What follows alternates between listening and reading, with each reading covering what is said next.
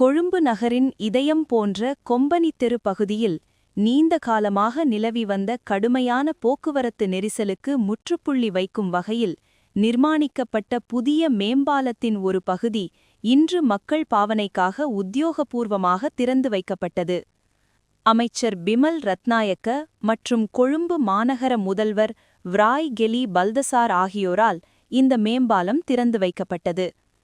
ஆரம்பத்தில் 2700 மில்லியன் ரூபாயாக மதிப்பிடப்பட்ட இத்திட்டம் பொருளாதாரச் சவால்களுக்கு மத்தியில் 3.7 பில்லியன் ரூபாய் மொத்த செலவில் முழுமையடைந்துள்ளது.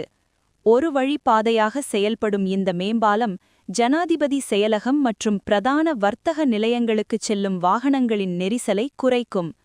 வீதி அபிவிருத்தி அதிகார சபை மற்றும் போலீஸ் திணைக்களத்தின் கூட்டு முயற்சியால் இத்திட்டம் நிறைவேற்றப்பட்டுள்ளது.